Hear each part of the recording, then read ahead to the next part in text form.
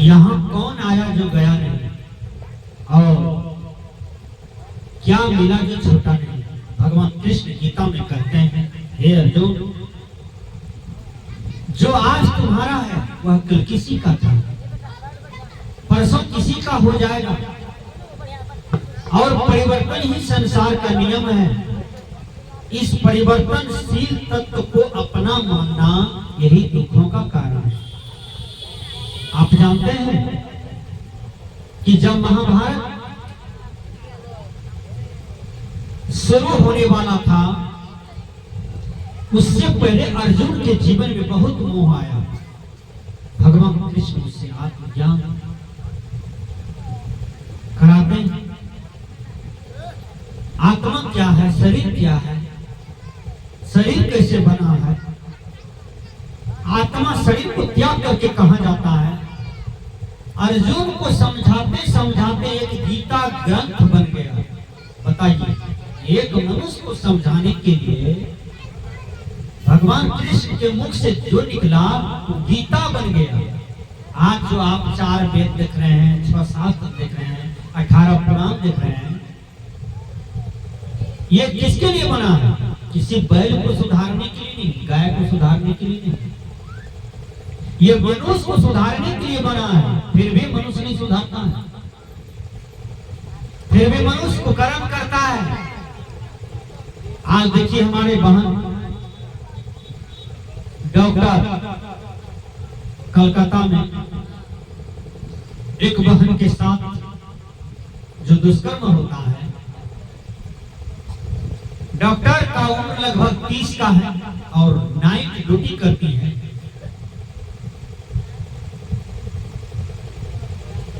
भयंकर से भयंकर रोग ग्रसित मरीज आते हैं और उसको जान की रक्षा करते हैं डॉक्टर यदि नहीं रहेगा तो आधा दुनिया खाली हो जाएगा, स्मशान घाट में सड़ेगा लाश।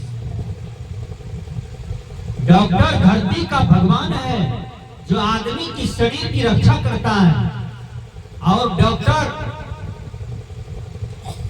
तो भगवान होता ही है। और डॉक्टर बहन जो थी 30 वर्ष की, कोलकाता में वो सोई हुई थी, ड्यूटी कर रही थी, सोई हुई। 1 बजे रात में संजय जी गए और उस क्षेत्र का सबसे बड़ा बलात्कारी, बहुत बड़ा खूंखार आदमी, बहुत गलत मानसिकता का, 1 बजे रात में वो लड़का गया, उसके साथ जबरदस्ती बलात्कार किया और 7-8 लोग मिल करके बलात्कार किया, उनके संगी साथी, और उसके बाद उसकी हत्या कर दी गई। उसको तरपा करके मार दिया गया। विचार कीजिए, क्या ये काम गाय कर सकता है? ये काम बैल, बाघ, भौल, सियार, निरिया, कुत्ता, बिलाई कर सकता है? लेकिन मनुष्य कितना बड़ा कुकर्म किया कि जो डॉक्टर दूसरे की जान बचा रही थी, उस डॉक्टर का जान खुद ले लिया और उसकी इज्जत को भी छीन लिया, उसकी इज्जत को भी लूट लिया। विचार कीजिए सज्जनों, ये आपके ही समाज के शैतान है।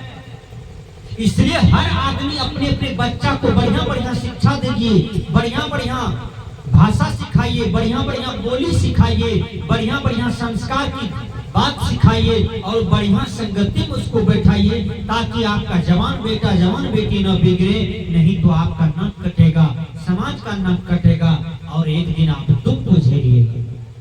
इसलिए हर आदमी केवल बच्चा पैदा करने से नहीं होता है, बच्चा को संस्कारी बनाइए। संजय जी जो यह कुकर्म किया है, यदि प्रत्येक गांव में ऐसा कुकर्मी लड़का पैदा हो जाए तो बोलिए गांव का क्या समाचार रहेगा, वह गांव का कैसा हाल रहेगा। इसलिए भूल से आपका बच्चा बलात्कारी, भूल से आपका बच्चा चोर, डकैत, लुच्चा, लवड़ा न बने। इसलिए हर आदमी सत्संग में आइए, हर जवान बेटी जवान बेटा सत्संग में बैठे, ताकि उसका मानसिकता जो है सही रहे, संत महात्मा का ज्ञान सुन करके उसका विचार शुद्ध रहे, उसका वाणी शुद्ध रहे, उसका आचरण शुद्ध रहे, किसी भी प्रकार की उसके जीवन में कलंक न रहे। सज्जनों, भगवान कृष्ण यहाँ कहते हैं, जो आज तुम्हारा है कल किसी का था, परसों किसी का हो जाएगा। परिवर्तन ही संसार का नियम है। एक बात बोलिए, आप इस समय गिद्धवास की धरती पर हैं। क्या आपको 20 नंबर वाला दादाजी था इस दुनिया में? 20 नंबर वाला नाना जी नाम याद है? 20 नंबर वाला नाना जी का नाम है 20 नंबर वाला दादा का नाम, यानी 20 नंबर वाला पीछे नाम याद है? अच्छा छोड़ दीजिए। दादा के दादा का नाम याद है आप लोग को? कोई आदमी बोलिए, क्या नाम है? दादा के दादा जी, दादा के बाप ने दादा के दादा जी, किसी को याद है? नहीं। अच्छा 10 नंबर वाला दादा का नाम याद है? 5 नंबर वाला वो याद नहीं। खातो खेसरा खोजिएगा तो नहीं। लेकिन याद रखिए, सब कहां चले गए? दुनिया में तो था, लेकिन सब मर मर करके मट्टी के अंदर में चला गया। सब मट्टी हो गया ना। आप लोग का भी नंबर आने वाला है, हम लोग का भी नंबर आने वाला है। हम लोग भी वहीं जा रहे हैं, मिट्टी के अंदर ही चले जाएंगे। लेकिन याद रखिए, शरीर मिट्टी से बना है और मिट्टी में मिलेगा। शरीर 4 तत्व से बना है, क्षिति, जल, पावक, गगन, यानी मट्टी, पानी, अग्नि, हवा। आकाश कोई तत्व नहीं है, लेकिन आकाश को जोड़ लिया गया। 4 तत्व से शरीर बनता है और 4 तत्व में मरने के बाद ही मिल जाता है। ये 4 तत्व अपना नहीं है, ये 4 तत्व हमेशा परिवर्तनशील है। इसलिए आपका सुंदर से सुंदर काया छूट जाता है। भगवान भी इस काया को छोड़ा है, इस शरीर को छोड़ा है। जिसको आप दुनिया का भगवान मानते हैं, राम को, कृष्ण को, बुद्ध को, कबीर को, बाबा मीही को, सबको मर जाना पड़ा, सबको शरीर का त्याग करना पड़ा। कोई शरीर में नहीं रहा। सजना, आज हमारे पवन भैया गिद्धवा समाज का एक होनहार युवक था, वो भी चले गए। कोई सवेरे चला जाता है, कोई अबेर में जाता है, कोई और सवेरे में चला जाता है। ये प्रकृति का नियम है, इसलिए इसमें किसी भी प्रकार की मोह नहीं करना चाहिए। सजना, किसी संत ने कहा, सर्वैव दुखम विवेकिना, विवेकियों के लिए सब कुछ दुख ही दुख है। जिधर दृष्टि फैलाइए उधर दुख ही छिपा हुआ है। इसलिए सुख केवल अपने को जानिए और अपने में मस्त रहिए। आप शुद्ध चेतन आत्मा हैं। आत्मा कभी नहीं मरता है। शरीर बार बार मरता है, जन्मता है, शरीर मर जाता है, शरीर मट्टी में मिल जाता है। आत्मा अविनाशी है, आत्मा अमर है। आत्मा को मारे जाने पर भी नहीं मरता है। भगवान कृष्ण कहते हैं गीता में, हे अर्जुन, नैनम छिन्दन्ति शस्त्राणि नैनम दहति पावका न चैनम कलेद्यन्त्यापो नो शोष्यति मारता। यह आत्मा को शस्त्र नहीं छू सकता है, यह आत्मा को वायु नहीं छू सकता है, यह आत्मा को अग्नि नहीं जला सकती है, यह आत्मा को कोई कुछ बिगाड़ नहीं कर सकता है। न जायते म्रियते वा कदाचिनाय न भूत्वा भविता वा न भूया अजो नित्यः शाश्वतो अयं पुराणे न हन्यते हन्यमाने शरीरे न हन्यते हन्यमाने शरीरे। एक महात्मा जी एक सेठ जी के यहाँ आए, ध्यान से सुनिए। महात्मा जी ने कहा कि सेठ जी हमें 3 महीना रहना है, आप रहने के लिए एक कमरा दे दो। कहा भाड़ा लगेगा? कहा कितना? कहा 300 रुपया महीना भाड़ा लगेगा। कहा देंगे। 3 महीना रहा महात्मा जी, और 3 महीना जब पूरता है तो सेठ जी कहते हैं, महात्मा जी अपना बोरिया बिस्तर लो, पैसा जमा करो, निकलो। महात्मा जी कहते हैं मेरे पास पैसा नहीं।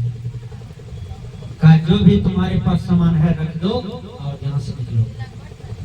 कहा इसमें कपड़ा है, कमंडल है, चंदन टिक्का है, कंठी माला है, डायरी किताब है, लेके क्या कीजिएगा? का इसी को रखो, हम बेच करके पैसा ऊपर कर लेंगे। सेठ ने कहा। सेठिन एक नंबर की सत्संगी थी। सेठिन कहती है ओ जाने दीजिए, साधु संत है, इससे क्या लीजिएगा, एक पुण्य कर लीजिए। आप कहा नहीं, हम किसी को नहीं बकसने वाले हैं। कोई आदमी के दरवाजे पर 10 रुपया चंदा मांगने के लिए जाइए तो वो धर्म काम में नहीं देगा, लेकिन वही आदमी शाम में 500 रुपया का दारू पी लेगा, शराब पी लेगा, मांस मछली अंडा गंडा खा लेगा, उसको उड़ा देगा रुपया को चट, लेकिन 10 रुपया सत्संग के नाम पर दान नहीं करेगा।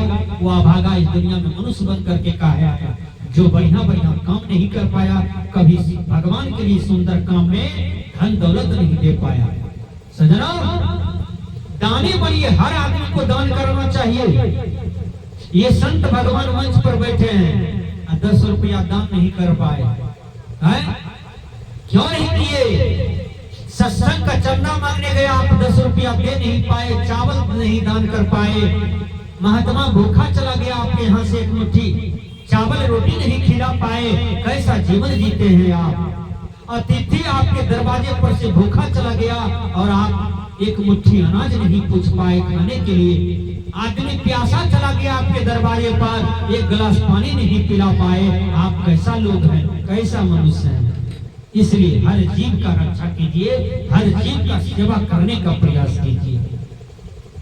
तो सेठिन कहते हैं महात्मा बाबा है, छोड़ दीजिए। कहा नहीं छोड़ेंगे। सेठ जी बड़ा आक्रमण में व्यवहार कर रहा था। महात्मा जी के दिमाग में आया, क्यों ना दिमाग लगा करके सेठ जी के जीवन को बदल डालो। महात्मा जी कहते हैं कि ऐ सेठ जी, ये मेरे पास रुपया है, लेकिन ऐसा रुपया देता हूं तुमको मरने के बाद काम आएगा। कहा दीजिए। सेठ जी झोला से एक सुई निकालता है और सेठ के हाथ में दे दिया। जब दे दिया तो सेठ जी कहते, अरे हमको तो सुई बहुत है, आप सुई काहे दे रहे हैं? कहा यही सुई आपको काम देगा, आप मर जाइएगा ना तो सुई लेते आइएगा, हमको दिखाइएगा, हम स्वर्ग में रहेंगे। सुई जैसे देख लेंगे तो हम आपको पहचान जाएंगे कि वही सेठ मर के आया है, आपको स्वर्ग में हम ट्रांसफर कर देंगे। राजा ने सोचा बहुत बड़ा काम हो गया, चलो एक महात्मा 3 महीना रहा और मरने के बाद हमको स्वर्गो होगा, चलो ये काम होना ही चाहिए। सुई ले लिया, महात्मा जी चले गए। सुई लेकर के सेठिन के पास आ गए। सेठ जी कहा देखिए हमको मरने के बाद स्वर्ग होगा। कहा कैसे? कहा ये बाबा जी जो है ना, ये सुई दिया है, कहा मर जाइएगा तो सुई लेके आइएगा, हम स्वर्ग में मिलेंगे, आपको नरक उरक होगा ना तो हम स्वर्ग में ट्रांसफर करवा लेंगे। कहा वाह। सेठिन कहती है सेठ जी आपकी बुद्धि तो बहुत कम है, आप मर जाइएगा तो आपका चोला तो यही छूट जाएगा, शरीर तो यही छूट जाएगा, और आपके मरने के बाद आपका नाखून भी साथ में नहीं जाएगा, तो सुइया कैसे आप साथ में ले जा सकते हैं? तब उसको दिमाग में जगा कि जब दुनिया में इतना धन दौलत कमाए, मकान गहना जेवर हीरा सोना चांदी जमीन सब कुछ कमाए, मरने के बाद कुछ साथ में जाने वाला नहीं है, एक सुइया भी साथ में जाने वाला नहीं है, तो मैं इतना अहंकार काहे करता हूँ। वह दिन से वह भक्ति करना शुरू कर दिया, सत्संग में जाना शुरू कर दिया, दान पुण्य करना शुरू कर दिया और भजन गाना शुरू कर दिया। भजन में रम गया और सेठ जी का कल्याण हो गया।